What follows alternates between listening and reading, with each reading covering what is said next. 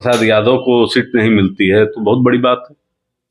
एक सवाल देखिए, 2 सीट तो चिराग पासवान ने जीत ली हैं, लेकिन इतिहास कुछ और है। अपने विधायक सांसद संभाल के नहीं रख पाते। और सिर्फ चिराग पासवान या उनकी पार्टी का मामला नहीं है। एक विधायक हों, 1 सीटें हों, 2 सीटें हों, बीजेपी सहयोगियों के साथ भी खेल कर चुकी है, करती रही है। और चिराग पासवान तो आधिकारिक सहयोगी हैं भी नहीं। वो विधायकों पर है कि वो शुरू से आपके कार्यकर्ता, आपके पार्टी के झंडा उठाने वाले रहे हैं अथवा पैरासूट कैंडिडेट थे। अगर पैरासूट कैंडिडेट आपकी पार्टी में आते हैं और उसके बाद जीत के चले जाते हैं तो स्वाभाविक है, तो मोह माया होता नहीं है।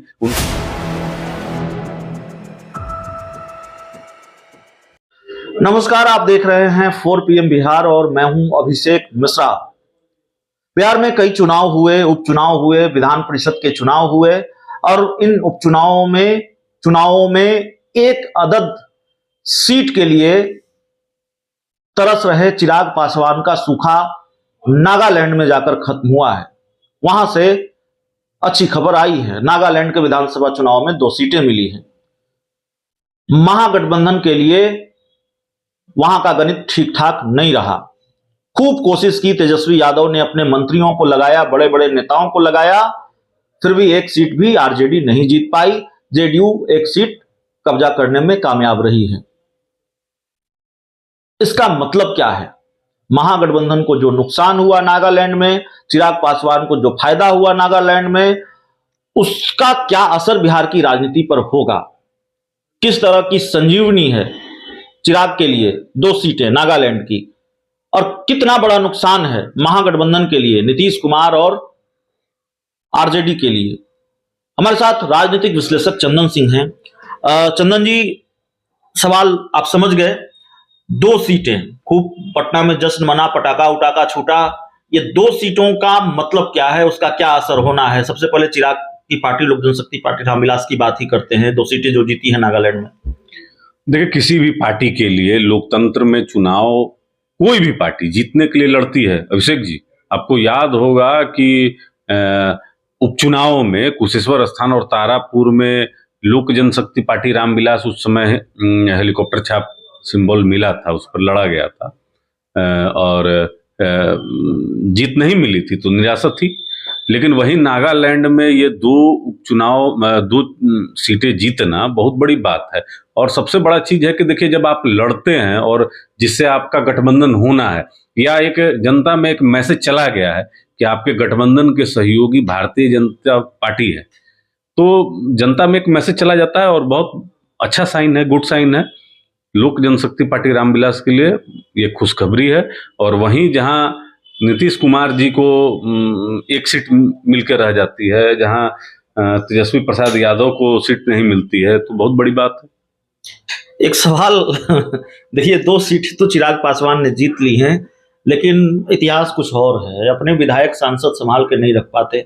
और सिर्फ चिराग पासवान या उनकी पार्टी का मामला नहीं है। एक विधायक हों, 1 सीटें हों, 2 सीटें हों, बीजेपी सहयोगियों के साथ भी खेल कर चुकी है, करती रही है। और चिराग पासवान तो आधिकारिक सहयोगी हैं भी नहीं बीजेपी के। वहां तो बीजेपी से अलग होकर, बीजेपी से अलग चुनाव भी उन्होंने लड़ा है नागालैंड में। ये 2 विधायक संभाल के रख पाएंगे कि भारतीय जनता पार्टी वो भी हंसोत ले जाएगी? नहीं, देखिए, पार्टी का काम है आपको सिंबल देना। हमको जहां तक नहीं लगता है कि बिहार के बहुत बड़े बड़े नेता नागालैंड में जाके प्रचार किए हों।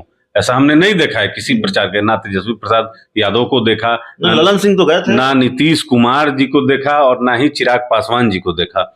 तो ललन सिंह गए हों, राष्ट्रीय अध्यक्ष हैं, पार्टी का विस्तार चाहते हैं और चाहते हैं कि जनता दल यूनाइटेड एक राष्ट्रीय पार्टी बने, उसके लिए वो प्रयास कर रहे थे। तो जहां तक बात है कि आपके विधायक आपके साथ रहेंगे कि नहीं रहेंगे, इसमें पार्टी कुछ नहीं कर सकती है। अब वो विधायकों पर है कि वो शुरू से आपके कार्यकर्ता, आपके पार्टी के झंडा उठाने वाले रहे हैं अथवा पैरासूट कैंडिडेट थे।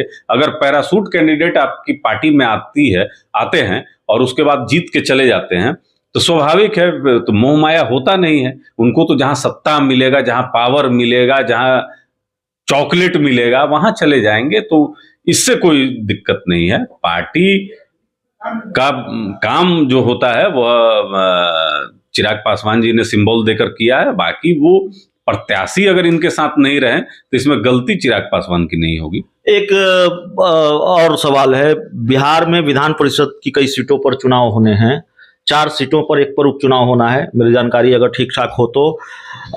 नागालैंड से जो एनर्जी मिली है, ऊर्जा मिली है चिराग पासवान को, हालांकि यह दिखा है कि चुनाव में वो थोड़ी दूरी बनाते रहे हैं, थोड़ा परहेज करते रहे हैं। तारापुर और कुशेश्वर स्थान के बाद नागालैंड के विधानसभा चुनाव के नतीजों का क्या ये असर होगा कि विधान परिषद चुनाव के मैदान में चिराग उतरेंगे या यहाँ भी बीजेपी के लिए ही बैटिंग करेंगे? नहीं, देखिए, अभी तो गठबंधन जहां तक मैं देख रहा हूं, अभी तक गठबंधन भारतीय जनता पार्टी से औपचारिक रूप से नहीं है। और भारतीय जनता पार्टी अगर अपने प्रत्याशी का अनाउंसमेंट कर देती है तो हमको लगता है संभवतः चिराग पासवान जी चुनाव नहीं लड़ेंगे उन सीटों पर। लेकिन जहां जनता दल यूनाइटेड के प्रत्याशी होंगे और वहां पूर्व में भारतीय जनता पार्टी के प्रत्याशी ना हो तो चिराग पासवान जी बिल्कुल अपना देंगे उम्मीदवार। और विधान परिषद में तो लोक जनशक्ति पार्टी जब थी शुरू में तो चुनाव लड़ती रही है, और अभी तो पार्टी टूटे हुए बहुत लंबा समय तो हुआ नहीं है। तो हमको लगता है कि विधान परिषद के चुनाव में लोक जनशक्ति पार्टी जरूर किस्मत आजमाना चाहेगी। देखिए, हमारे साथ राजनीतिक विश्लेषक चंदन सिंह थे और जाहिर है बिहार की राजनीति से जुड़े सवालों पर बातचीत। इस इंटरव्यू में, इस बातचीत में इतना ही। बहुत बहुत धन्यवाद।